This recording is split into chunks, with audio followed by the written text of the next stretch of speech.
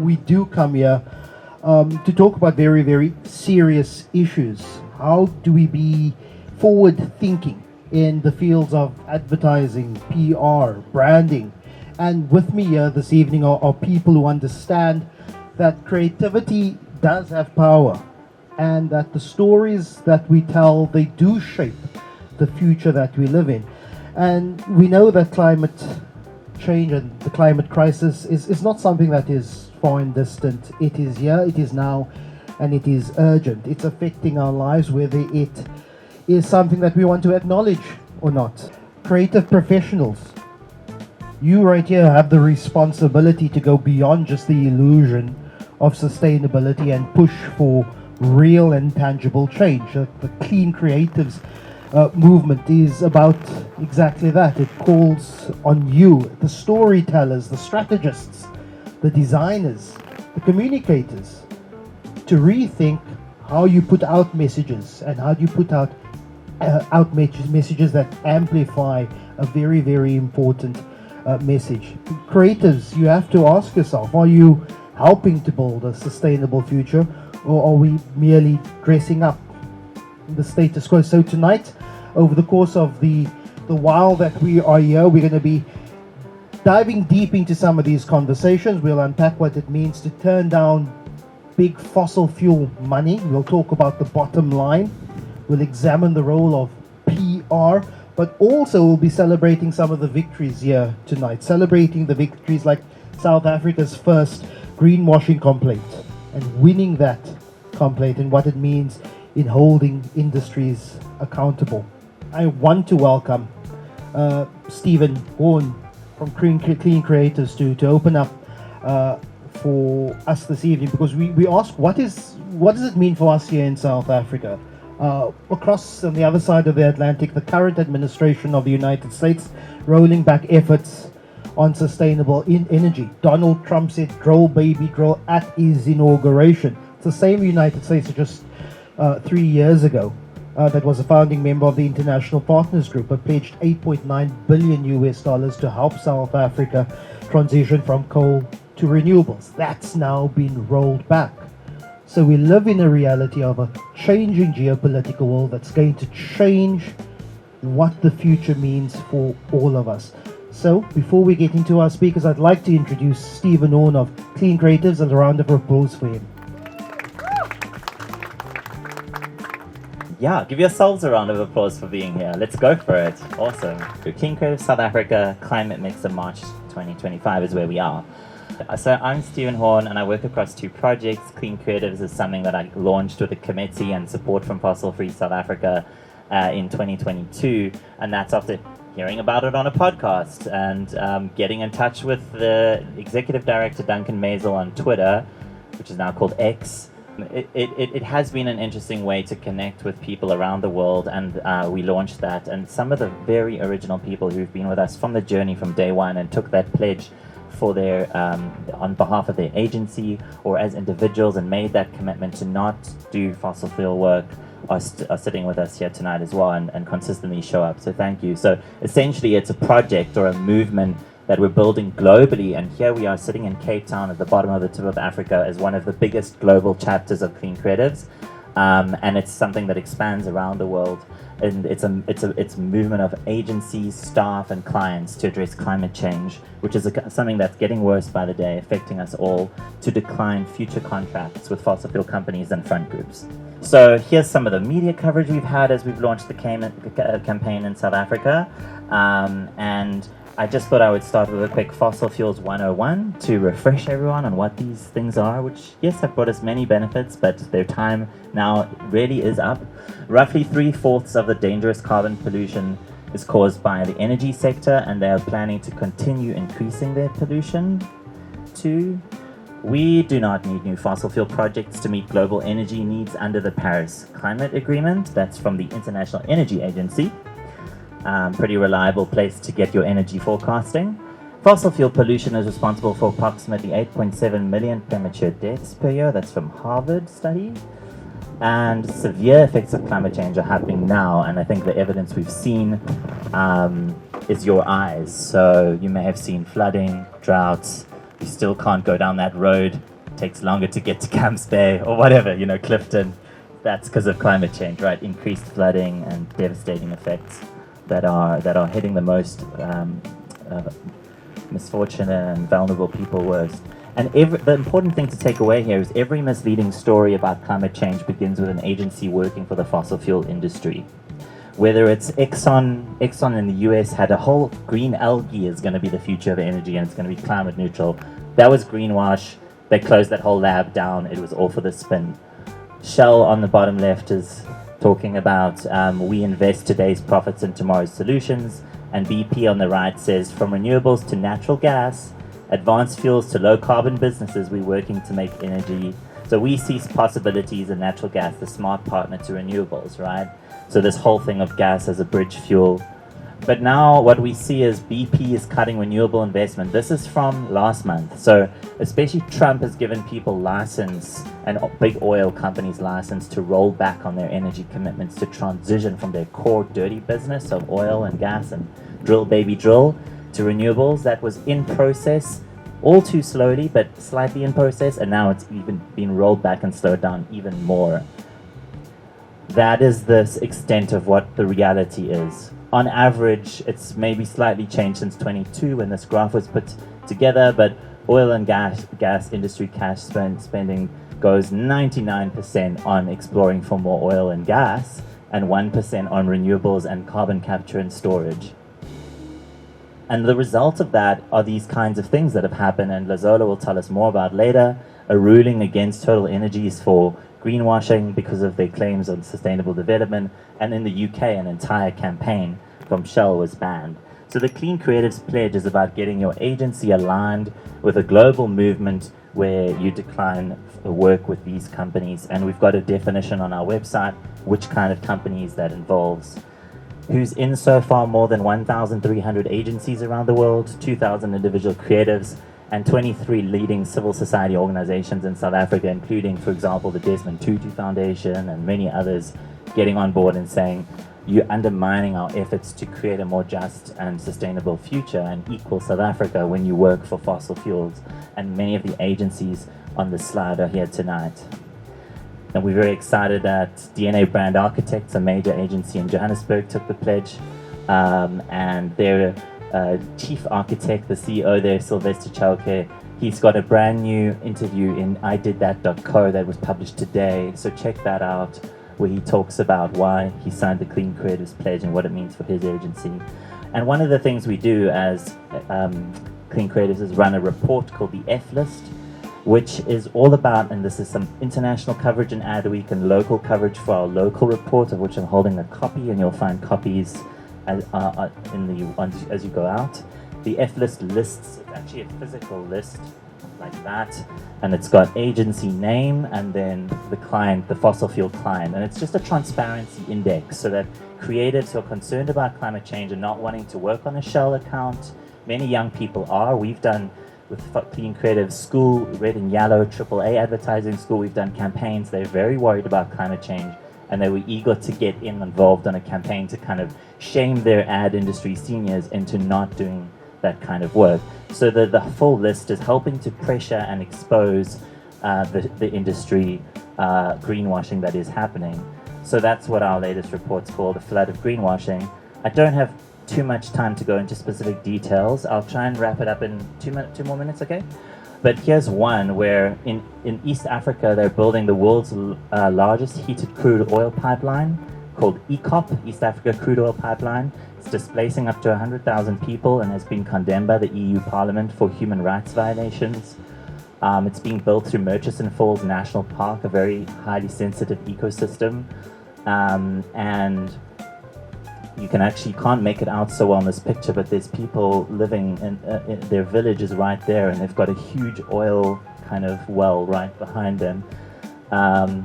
And what happened was a Johannesburg-based agency called Metropolitan Republic and their Uganda office created a whole greenwashing campaign to the literal words in the brief, which we found out through an advertising awards show called the Silverbacks in Uganda, was to squash the protests, change that PR message away from negativity towards Total Energies is creating sustainable, and they used images of lions, and it was just 100% greenwash, right?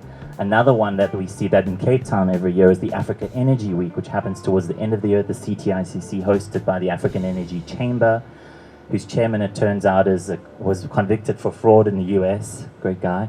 And their PR company is APO Group and distributes hundreds of press releases all the time across the continent and the world saying Africans deserve new oil and gas development. It's the best way to make sure we meet Africa's energy needs, which isn't the reality. And just put the Greenpeace logo there, because when we highlighted this conflict, Greenpeace was featured as one of the clients of the APO Group, which is a PR and press PR wire company. When we highlighted to Greenpeace that their logo was featured as a client on that PR company's website, as well as the Africa Energy Chamber, they instantly said, we're going to find another PR service. Thank you for alerting us, right? So we're starting to highlight those dynamics. So if you can go to like a Discovery Medical Aid and say, well, you're working with, your agency's working with this fossil fuel polluter, but that impacts health, and that's making premiums go up. You know, you can start to connect the dots, and we'll start to see more clients, I think, switch away from agencies that do that work. So we also have a case study on Sasol. We know how their pollution is impacting people. So it's all in the greenwashing guide that you'll see here. And stopping fossil fuel advertising is climate action. But here are some of the other benefits that come with taking the Clean Creatives Pledge in terms of aligning your agency to clean business, making sure you're attracting the best talent, being compatible with, say, DEI and the values of your other clients, employee satisfaction, and protecting against future legal and regulatory risks. And of course, the nice side effect of averting climate disaster. Let me introduce Ronell Swartbooi. She's the head of PR at Voxian Communications, one of the partners of this event this evening.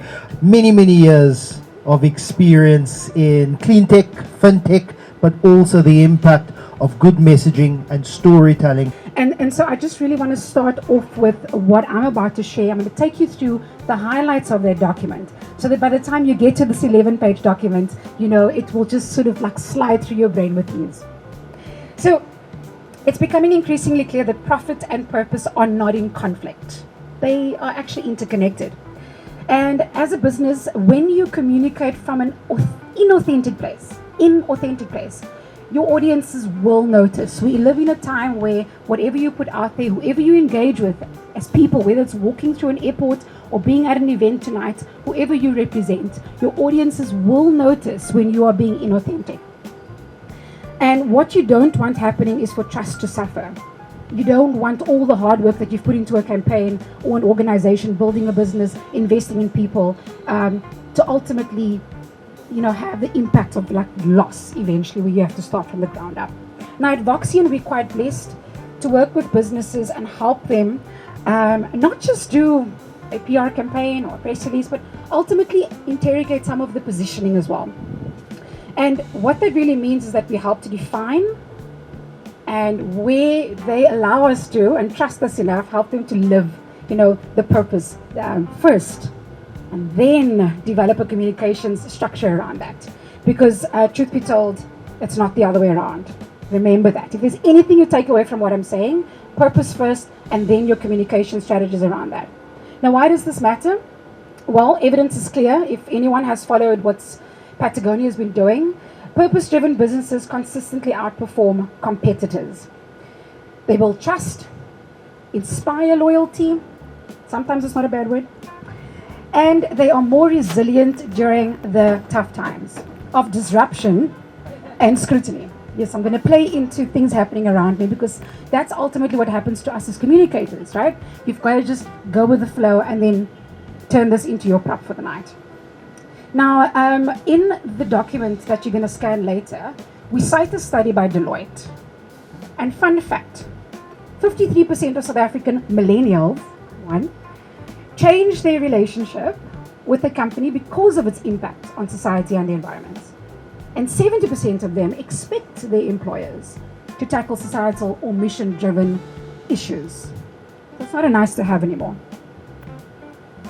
Now, I could have started with this question, but I didn't want to. I kind of wanted us to remind ourselves, why we're here tonight, really kind of like take you through that sense of why we've put this document together, and then ask the question, what is proactive purpose? Now, in the document, we do obviously take you through a very detailed definition in beautiful graphs and well designed by my colleague Modise. But just to quickly share it in a few sentences, proactive purpose, it's not that feel-good mission statement on your website or that you put into your annual reports. It's purpose that actively is integrated into your strategy, into your operations, and into your decision making. Now, we also touch on how proactive purpose sets itself apart from two other types of purpose that we often see: performative purpose and passive purpose. Performative purpose, think of it as like, that marketing gimmick. I think Stephen also touched on his presentation, campaigns that you see, but it's really just a quick 3-month, 2-month campaign. But it doesn't really speak to authenticity. And it often leads to greenwashing, as Stephen spoke about. Whereas passive purpose, that's where you have that beautiful mission statement, sometimes even on a wall as people walk into the office, but there's no actual follow-through, no action, no alignment. And so proactive purpose, by contrast, is purpose that's deeply embedded. And the best way I can describe it as a South African, as someone that works in communications, is even when I meet a client for the first time, and I'm in a meeting and having a conversation, I can feel what they are about. And it doesn't just come from the CEO. It comes from the marketing manager. It comes from the product growth manager. It comes from the business development manager. Whether I'm in a meeting with them or whether I'm meeting them at a conference. And I'm very happy to say one of them is sitting right here on the panel. And there's 2 of them in the audience. So why does this matter? There is a business case. And so just to make that a little bit more clearer, like I stated at the beginning, purpose can drive profit and also protects reputation. I think that's not a new thing, right? Protects your reputation. And now that's especially important in an environment, to Stephen's presentation earlier, where greenwashing is being called out more than ever. Vague sustainability claims just doesn't fly anymore. And so what does that mean for us as communicators? Ultimately means that it's not just about storytelling. So in terms of the role as a communicator, our job is to move that purpose, like I mentioned, from a campaign into the center of the business strategy. It's not always easy because it depends on who's your contact, who you're liaising with in the business as well. But try your best as communicators to really kind of drive it home that it's not just about being performative in this sense. So I'm going to skip to the last section because I really want to wrap it up. I really want us to get into the panel discussion. And to my fellow communicators, if there are any journalists in the room and you're working in this sector, part of our responsibility is not just reading off a script, but it's to ask the right questions. Love this line. Purpose isn't a PR trend, it's a business driver.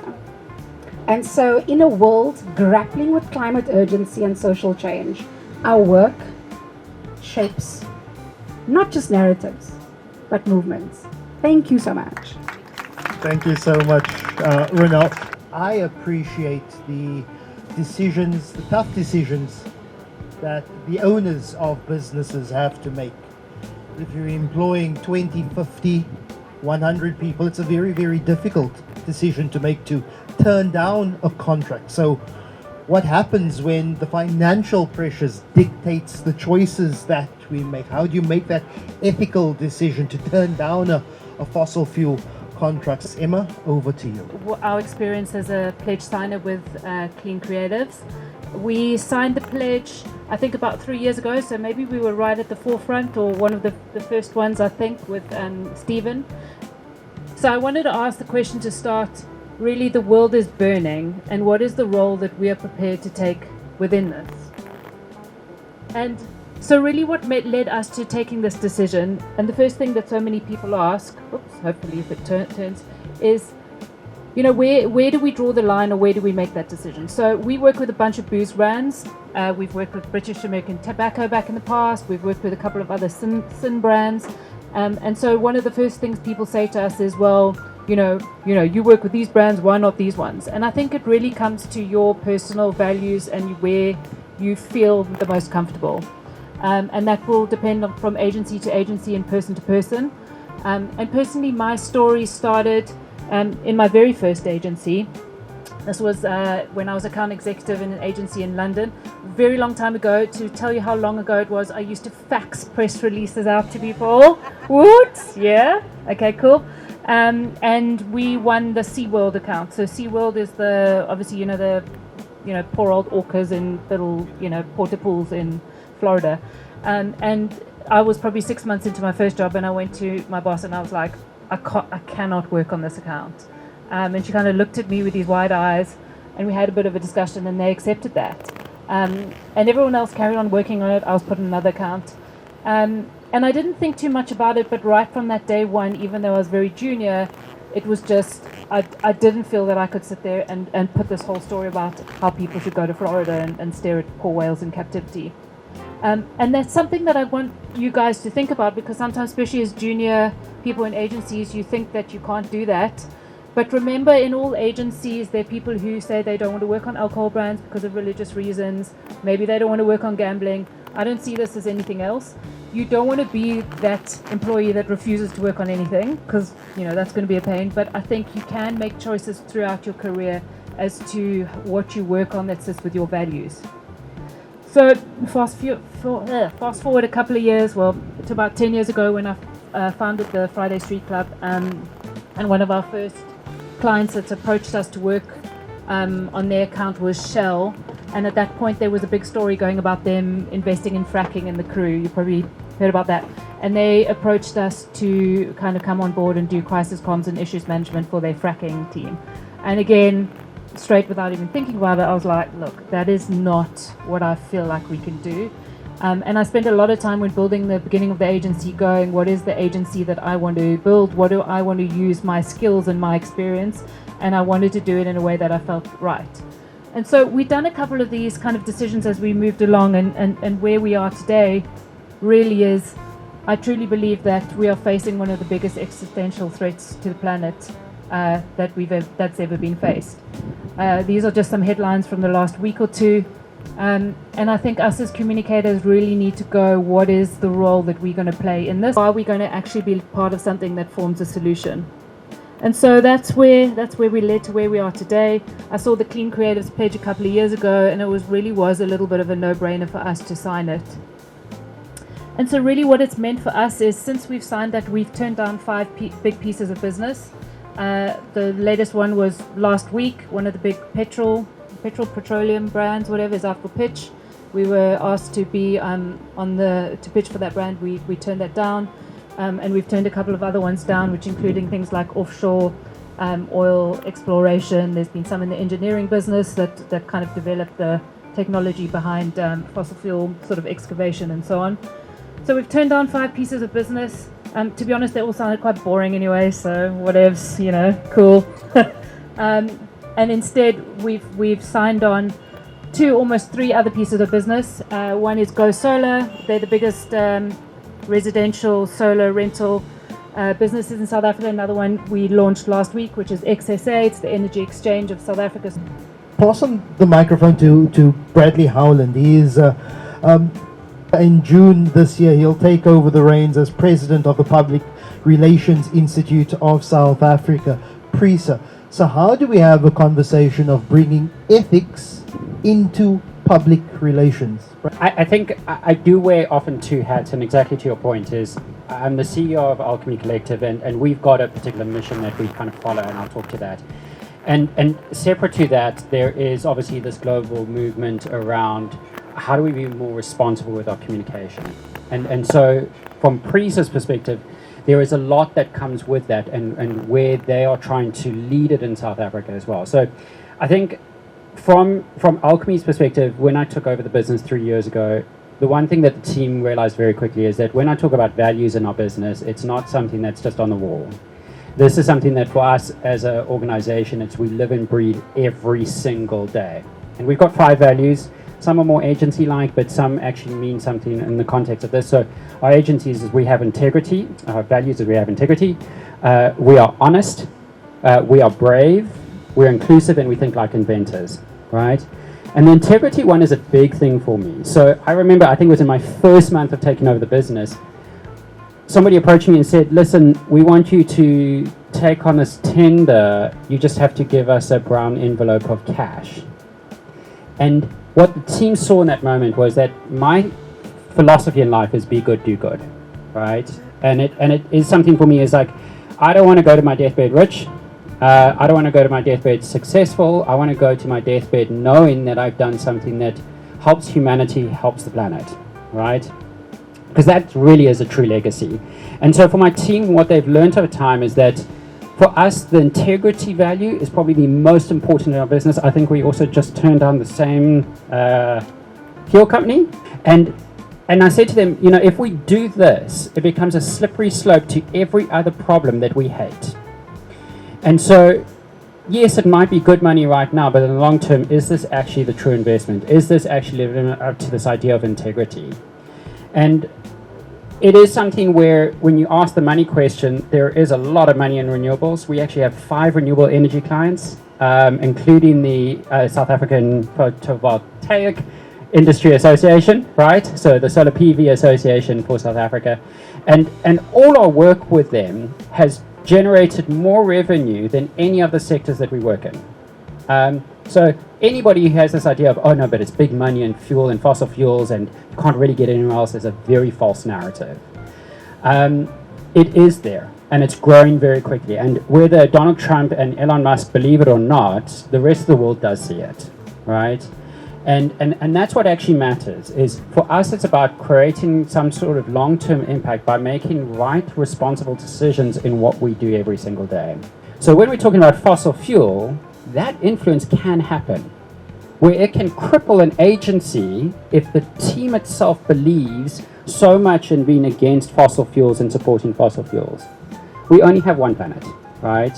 And when it's gone, well, that sucks for all of us, but not just all of us. It also sucks for everything else. I think the one thing as humans is we've become so entitled and egotistical, thinking that everything is for us and serves us. And actually, we weren't here first, number one, right? And we're not the only ones on this planet. And so my team laughs at me because I won't even kill an ant. I'm terrified of spiders, but I will find a way to get that spider away from me as quickly as possible without harming it, right? And the reason for that is because we've got to learn to respect the ecosystem around us. We all know that sort of story around if the bees go, we've got, 3 weeks, 3 months to live, and then we're all dead, right? It means that we've got to respect the ecosystem around us. So by supporting anything that's going to destroy that, it's actually ultimately going to destroy you. Then comes the sort of conversation around, well, where does our industry stand? So me wearing the sort of Preza hat, is that one thing that we've seen, and the big sort of challenge that we've faced, especially with things like Bell Pottinger and everything else, is that there's this concept of fake news, of manipulation of information and manipulation of narrative to create some sort of change. And the problem with that is that it detracts from the power that sits within us to influence the right kind of positive change and effect that we want to see. And so from Preza's standpoint, we've all heard the term fake news and what it means. It's sort of painted a very negative picture towards PRs. I think also journalists have a particular view of PRs because of that narrative that's been brought up over the decades, right? And I think what we are seeing is that agencies are becoming more human. They're realizing that actually it is about people connecting with people. That's what PR is. And when you understand that, you're not connecting with them on a commercial level. You're not connecting with them on a materialistic level. You're connecting with them on their beliefs, on their worries, on their fears, on their hopes. And when you start understanding that, it becomes a lot more important to be responsible in how you communicate and affect that kind of change. And agencies like Emma's and a lot of others follow that belief. and are responsible in it. Yes, we do have some of the agencies on the F list who are chasing money, but the people in those agencies aren't, right? They want to do something that's meaningful, that has impact, that creates the kind of legacy that they want in their lives. And so for Prizo, one of the things that we've done, and I'm almost done, don't worry, is for Prizo, what we've done as well is we're a signatory on the proposed new SDG, which is a Sustainable Development Goal at the UN for responsible communication. How does this affect industry? How does it affect agency? And the perfect analogy is what we saw in the late 90s, early 2000s, when there was a shift away from promoting cigarettes and the regulations around that. And it was actually PR agencies were the ones that were the biggest fighters against the regulation because it was revenue for them, right? But look how quickly it changed. Look how quickly agencies adapted to not doing PR for cigarette brands anymore. They're still making money, and some of them are actually making better money now than they did before. Times are urgent. You made that point earlier, Lester. And when times are urgent, we can't be mediocre. We have to be precise. And so whether you choose to stand on the left or to stand on the right, what I would urge you to ensure is that you stand in your own shoes, rooted in your own values. It's the only way we can get ahead. Thank goodness I'm doing the presentation because I would have repeated a couple of stats and graphs. But really this, oh no, there it comes. There we go, time to make a stand. You've made your stand. I think the pictures from around the world, whether it's fires in California, whether it's hurricanes and floods in Joburg even, it's unrelenting what's happening around us.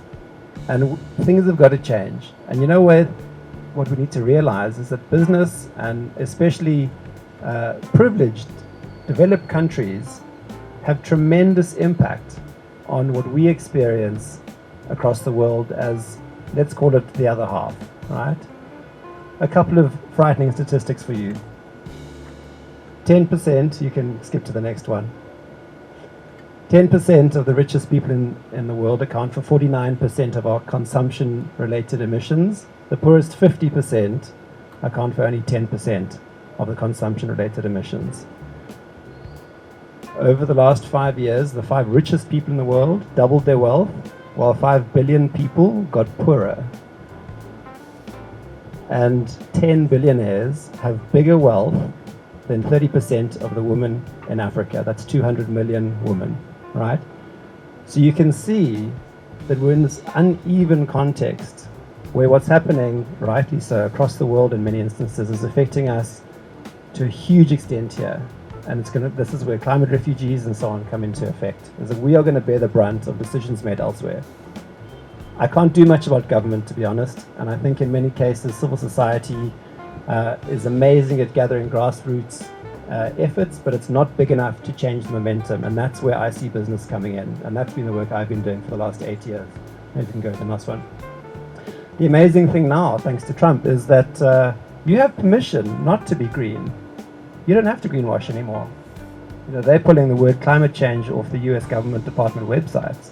They are hiding climate science and making sure you can't find it on the internet anymore. They're wiping records that this exists. They're sensitizing words like resilience in the US now. So if you're not for the green way, it's actually okay to pick a different way. But make sure you do one thing, and that's be authentic. And particularly coming back to creative agencies, is in the long run, all you have is your authenticity. I always used to say, if you take the building away and the computers away, all you have is people, right? And so your competitive advantage is the authenticity of your people and what you believe in and what you care about and what you get up every day to do. That's all you have. Next slide, thanks. Business is defined by brands. Brands shape culture. Culture defines the future. You shape the future, and it's a huge responsibility. You can keep going. Around the world, there's almost 600 agencies who've taken a bold new direction, and that is to become B Corp certified. It's a movement I've been leading in South Africa for the past 5 years, and it's one, can I get a show of hands? Who's heard of B Corp? Yeah, not too many. I felt that over the last 5 years. But I also am plugged into many international networks where it is almost plain speak. You know, in the UK now, if you're not a B Corp certified agency, it's actually anti-competitive. Clients will say, well, we're not really interested in working with you. You can get the next one. So B Corp is an independently verified company that meets the highest standards of environmental and social impact. That's transparent, that's accountable. Effectively, it's the gold standard in business around the world, and it's agnostic of industry, of size of company, and of geography, which is amazing because you can benchmark yourself against companies all over the world, even from different industries. Many of the companies you'll know, Patagonia has been mentioned today, they are the poster child of B Corp. Others like Aesop, fashion brand Chloe, in the agency space, Wyden and Kennedy. IDEO is also a B Corp. In South Africa, I have to give a shout out to Roger Wilco, which is actually the biggest certified B Corp in Africa in the creative space. There's also a digital agency in Durban called the Niche Guys, and a soon to be announced agency in Cape Town who will be joining the crew as soon as they're through verification. So you can see brands there from all over. And I tell you the one thing, when you meet people from these companies, it's like the trust box is ticked. You can immediately collaborate. You can be vulnerable. You can be transparent. Like, I've got incredible allies from around the world now, and they talk the same language, and I think everyone here probably speaks the same language as well, so that bodes well.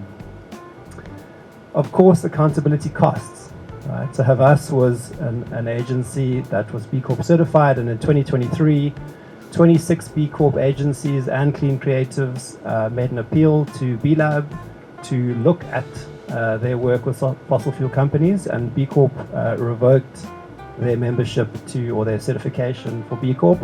And so that's the point.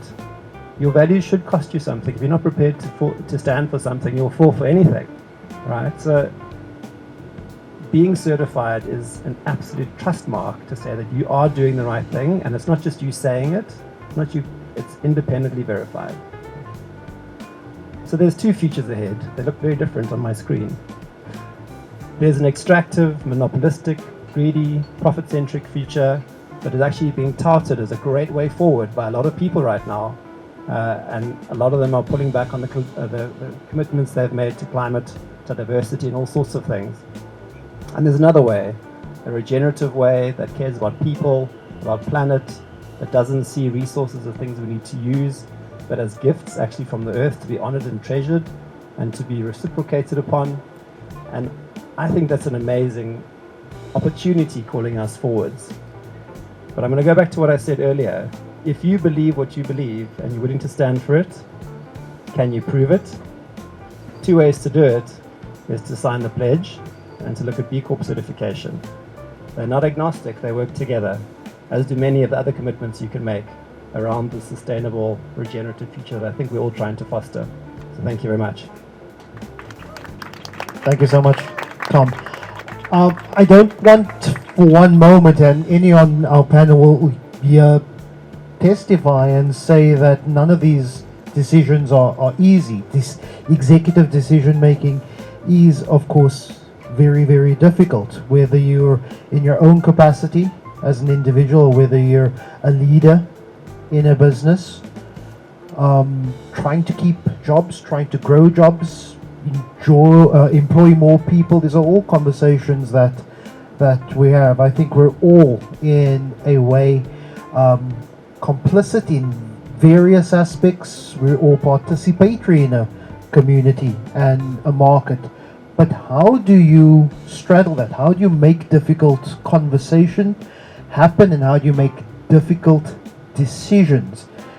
And even if you could be found guilty of maybe even being compromised, maybe not you individually, but in your grander business structure, what happens then? So let me introduce via video link Jared Cinman. He joins us on the line there of VML South Africa. So I was the founder of the IIB in South Africa, and I'm currently leading the AI team at the ACA, and I also sit on the ARB, which is the the body that regulates advertising in South Africa, and I'll talk a little bit more about where that connects into the conversation now.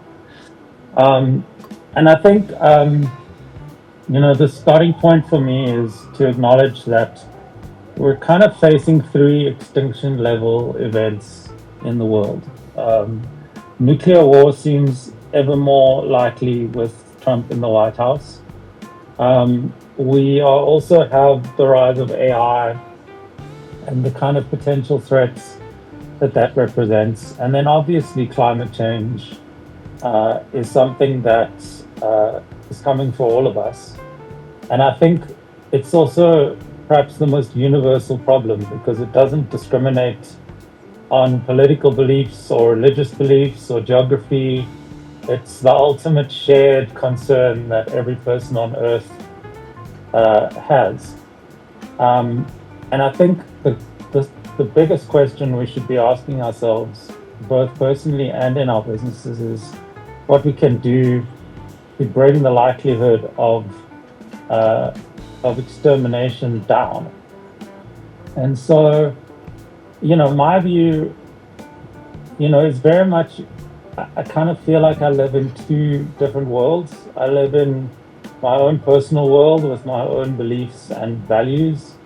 And then I also sit within a business that I share a lot of values with and I differ with in many ways. And I think that in terms of climate, this is the ultimate in what you see in climate communications is the ultimate in virtue signaling and greenwashing happening all the time.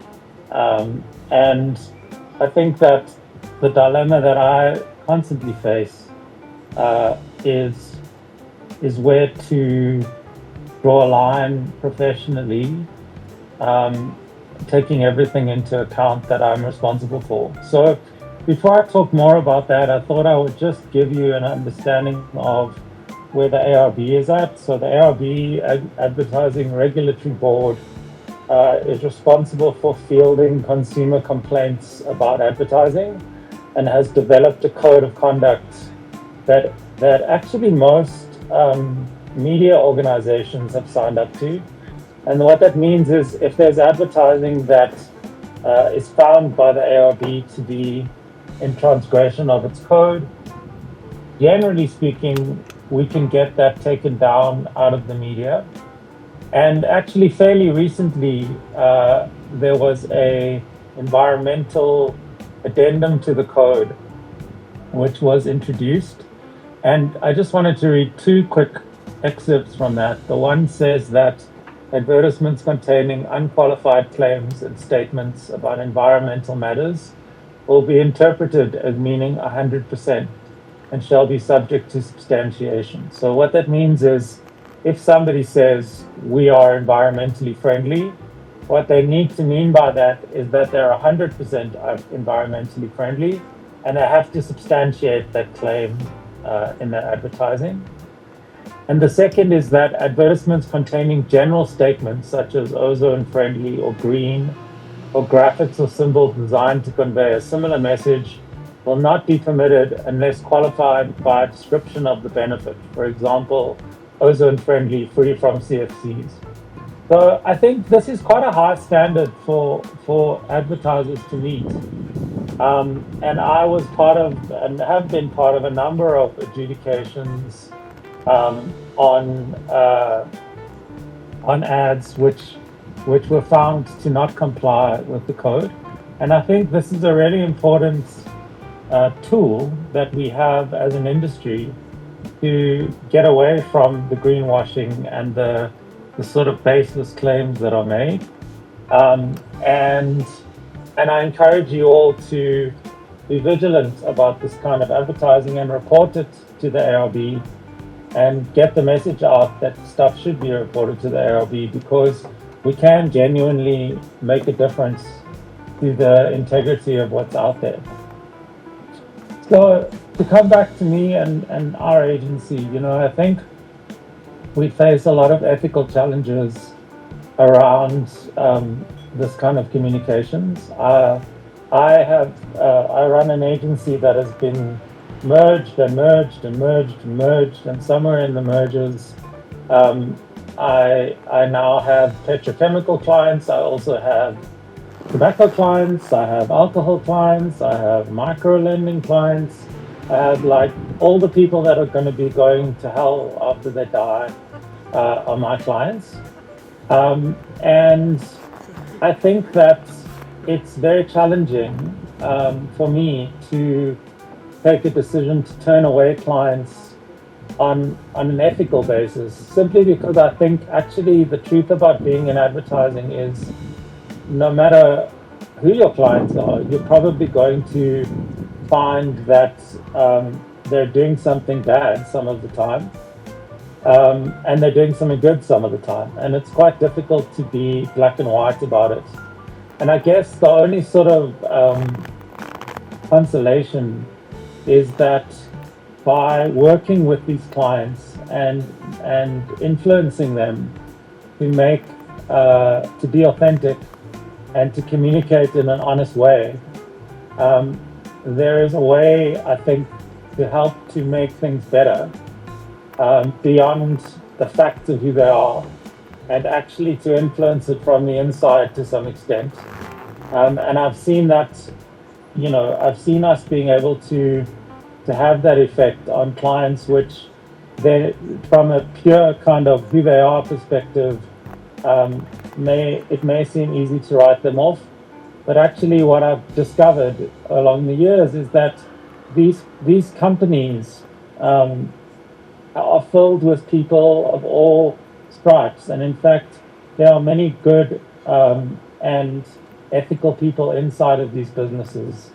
And I think it's possible to actually have an influence on them, perhaps more subtly than simply turning the work away, but effectively. And I think as individuals in this industry, I think I totally support staff that will say to me, I don't want to work on a particular piece of business because of my own beliefs and views. And I think if you can avoid working on clients that are obviously unethical, of course you should do that. My responsibility as a CEO is to the livelihoods and well-being of the people who work for me, and I also have an obligation to the people I work for in terms of my own delivery. So I often don't get to make simple choices around this stuff, but I do think that individuals, and I hope other CEOs feel the same as I do, which is if somebody personally decides that they can't work on something, to respect that and to make it possible for them to make that choice. And then the other part of it, I think, is a personal one for me. I became vegan 20 years ago, and I believe very strongly that if the whole world became vegan, a lot of the environmental problems in the world would be solved instantly. And that's just an example for me of a very empowering decision that I was able to take, which I feel has enormous benefit on many levels, but certainly from an environmental one. And I think reminds me that although in our professional lives we may have gray areas to navigate, it is possible on a personal level to make a difference. The battle for the planet is not lost yet, and I think it's going to require every single one of us to make difficult choices in order to save it. So tonight I'm going to be taking everybody through South Africa's first greenwashing complaint, which we actually won against Total Energies. Shine, hands, please. Let's scream. Okay, so firstly, South Africa's first greenwashing complaint was launched by the Fossil Ad Ban campaign under Fossil Free South Africa. We launched it against Total Energies, and we launched it through the South African Advertising Regulatory Body, the ARB. And I'm just going to take everybody through just bits and pieces of the facts of the case, just the more interesting facts. So essentially, when we launched the complaint, it was a specific advert that Total Energies had posted on social media and on their website, basically blasting out their 60-year partnership with Sand Parks, right? And there was a line there that we identified as greenwashing, right? The line was, and so because of this partnership, we are committed to environmental protection and sustainable development. And we thought, as Lester said, that's not, you can't say that, right? And this is basically what we presented to the ARB. And that essentially what that means through the IPCC findings is all of the climate change disruptions that we've seen, right? This is marine, terrestrial, freshwater ecosystems being destroyed. That basically results in extinctions, increased disease, and mass mortality events like we've seen, the floods, earthquakes, change in weather in our very own country. We see it every day, right? And then we linked this to Total Energies' impact because they're heavily reliant on fossil fuel extraction and exploitation, right? So as the 19th biggest gas greenhouse emitter, we basically said to the ARB they cannot state that they're protecting the environment because they're taking from the environment and thus causing the issues that I listed. And then we basically highlighted to the ARB what the response Total Energy had to the Paris Climate Agreement. That was signed in 2015, but from that time to 2022, Total Energies had actually increased their emissions from 14 million tons to 400 million tons CO2. And that caused that amount of climate damage, that's $76 billion climate. And that amount is not paid for by only one country, it's all of us. It's a global damage, right? And then we also then basically put to the ARB that Total Energy is not necessarily mitigating, adapting, or reducing their fossil fuel exploitation, but in actual fact, they're expanding.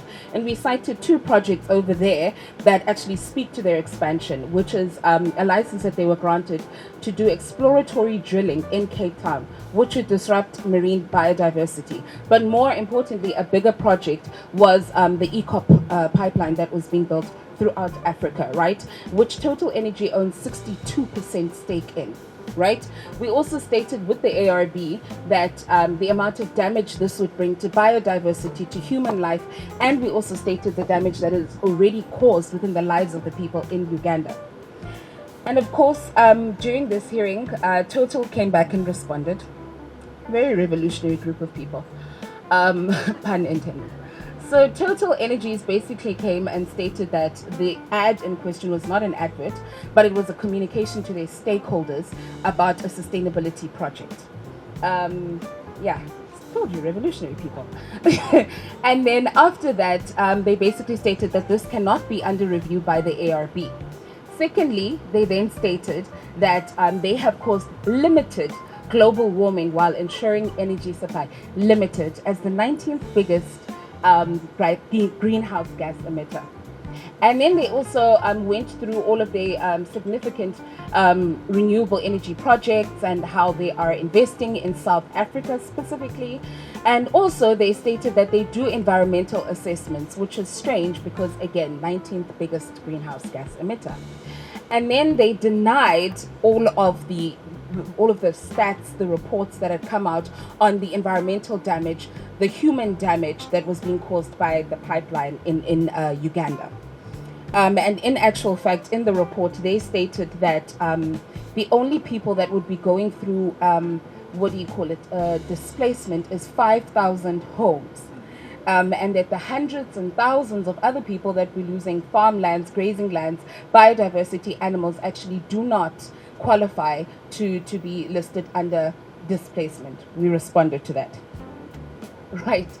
And so the ARB then, this is the first round of the complaint. The ARB came in and basically stated and shared the definition of advertising, therefore adopting that specific ad as advertising.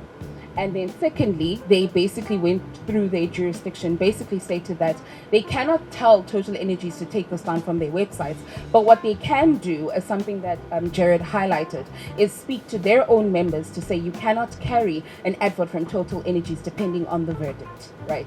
So that is the far reach of the ARB in the context of this of this complaint. And the ARB's final verdict in the beginning of this was that, one, because Total Energies has partnered with Sandparks, they actually can claim to be to be committed to environmental protection. And this is because the mandate of Sandparks is to protect the environment. However, the ARB did state that Total Energies cannot then claim to be committed to sustainable development because of this partnership. Specifically because at the end of the day, they are an oil company, and the primary business of Total Energies is fossil fuel exploitation, fossil fuel expansion. And so we won that round, essentially.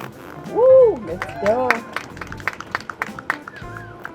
And then dun. So from this, we got a lot of media attention, and I must say that the majority of the media attention was definitely global. It was the global north. We also did a whole interview with a French radio station, the mainstream French radio station, and that was very targeted and helpful because Total Energies headquarters is in France, and so they got to hear what we had to say. Hey. And so following that and some media recognition within the country, Total Energies launched their appeal. They launched their appeal based on two arguments. One, they stated the directorate overlooked broader elements of sustainable development. I don't know these broader statements. And secondly, they then went on a long moment during the hearing to list the many initiatives that they've invested in sustainable development, renewables, and how well they are for the planet. And that was basically the basis of their appeal. So we responded. Firstly, what was very staggering when we were in the hearing is that Total Energies actually presented from their own reports. Everything they said was literally manufactured by their own internal scientists, their own internal marketing teams, their own internal communication teams. It literally had very little to do in terms of statistics and their impact and the impact of their projects on the environment and human life to do with like mainstream scientists, civil society, and the input of vulnerable communities. So we pointed that out. And secondly, they had presented a net zero plan by 2050. Again, this was a private internal report, and it was also a 25-year projection plan. They had not implemented yet. So we then rebutted to say, you can't say that you are committed to sustainable development based on a plan you haven't implemented yet, and you're telling us to say that you are actually committed to sustainable development 25 years into the future. It does not make sense. And again, in that ad, that information is not there. So that is actually a sign of greenwashing, right? Secondly, we then also put to the ARB that Total Energies investments, the majority of them go to fossil fuel expansion, fossil fuel exploitation. So again, you're not committed to sustainable development.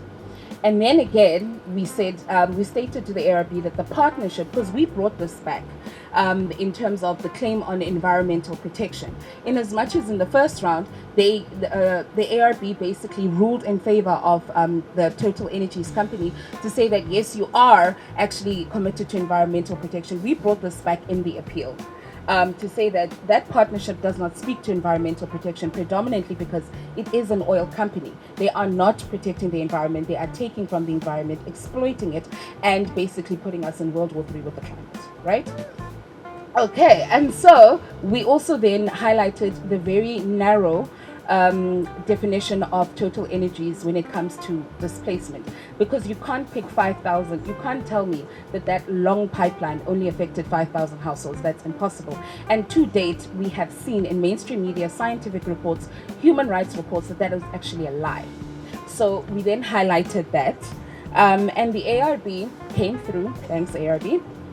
And they basically stated again that one, the Total Energies partnerships to Sandparks does not qualify them to be sustainable development, specifically because the claim of, because of this partnership, we are committed to environmental protection and sustainable development is a very wide and open term. So any consumer looking at that, reading that ad will think, oh wow, Total Energies is committed, and Total Energies actually invests in sustainable development and environmental protection. But the truth of the matter is, the main purpose of their business, their profits, and their main strategy, as one of my co-panelists had highlighted here, is in fossil fuel expansion and exploitation. So the ARB again upheld their decision to say that Total Energies cannot claim to be committed to sustainable development.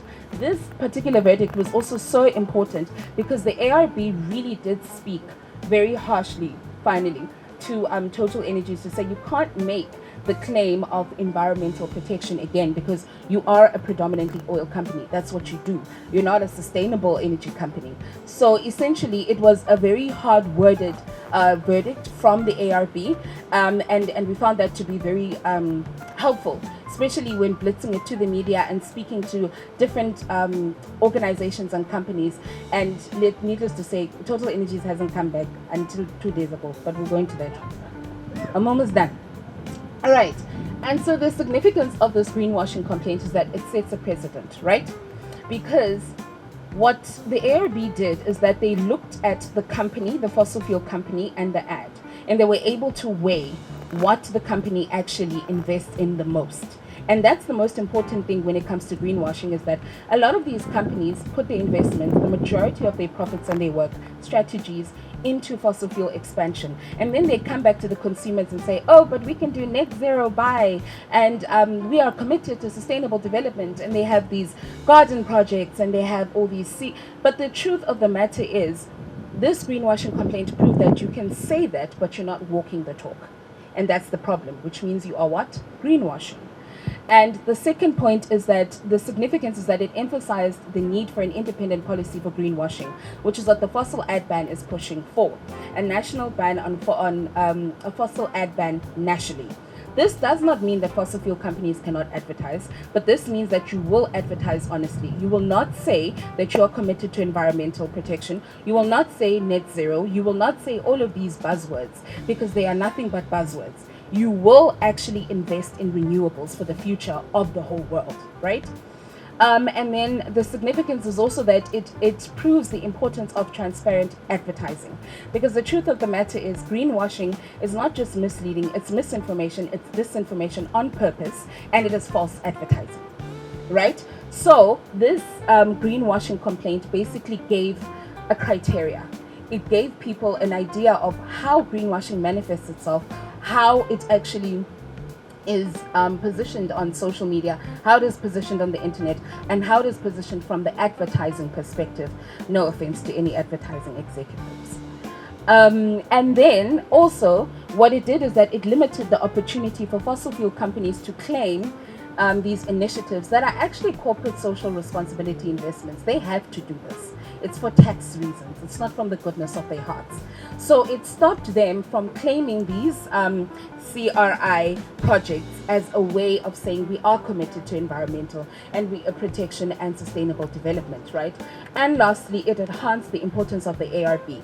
I think a lot of people don't necessarily know about the ARB and the far-reaching elements of the ARB, and I think it's a very important institution when it comes to launching these complaints as a consumer, civil society, and also as organizations. And so it really did that. And the last point, I promise.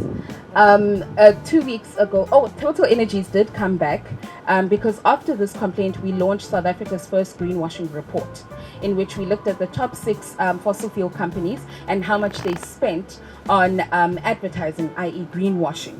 And we looked at the different adverts for a time span of 2 months, and we basically teased out all of the greenwashing and explained it in the report itself.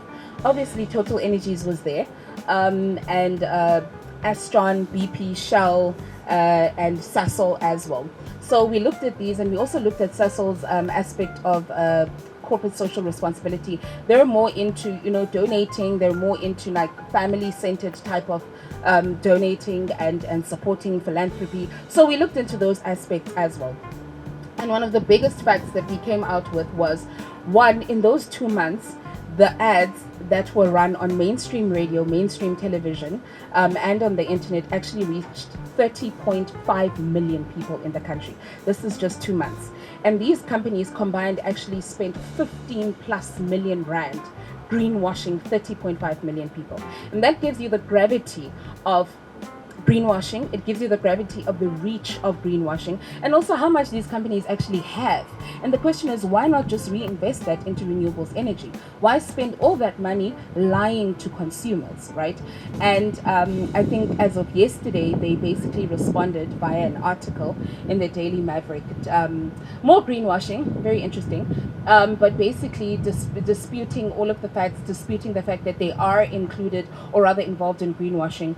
A very great quote from Engine was that they use colloquial language or vernac so that they can gain the trust of the consumer. And that is greenwashing, ladies and gentlemen. Thank you very much. Look, Plensify is actually in a very fortunate position. Our business is home energy management and facilitating the transition to clean energy. So for us, it's really a no-brainer to sign this pledge. We work with Voxion on the PR side. They're a great agency to work with. And for us, it's kind of taken the homework out of the exercise. It wouldn't make sense for us if we're trying to further and to speed up the transition to smart, clean energy, to partner with other companies that are not standing for the same mission and purpose. So as I said, I think we're in quite a fortunate position. And I maybe just want to add that I think something that's come up in a lot of different comments here is really about how we exert influence in the world. We all do this as consumers, like whatever, our rands count as votes for the businesses that we spend with. And it's the same for business. If you are spending money on goods and services, partnering with other companies, you're having an impact in promoting other businesses. So for us, it's very important to partner with like-minded companies. And then one more thing I want to say. In South Africa, I think we're actually in a very unique position because our struggle with load shedding has really forced the conversation around the energy mix that we're working with and our energy sustainability into the future in a way that isn't always top of mind for consumers in other countries. And I see it all over the place. I mean, we partner with property developers even who are developing estates that are powered with solar power because it's what consumers want. They want reliable energy and they want to know that the energy that they're using is clean and is contributing positively to the future of South Africa. And so I think there's a nice sort of positive wave of energy and change that we can all ride as businesses and as creative businesses as well. And I think it's important, Lester, I think maybe I laughed a little bit too loudly earlier when you said PR is the dark side, because I also started out as a journalist, and so that landed very firmly with me. I definitely remember that being a meme. But I think, at the same time, like we see newsrooms are under so much pressure at the moment. Advertising models are changing. We're seeing a lot of publications and platforms in South Africa closing over the last couple of years. So I think there's more responsibility with PR agencies and with advertising agencies to think about the message that they are spreading and how they're contributing to the conversation.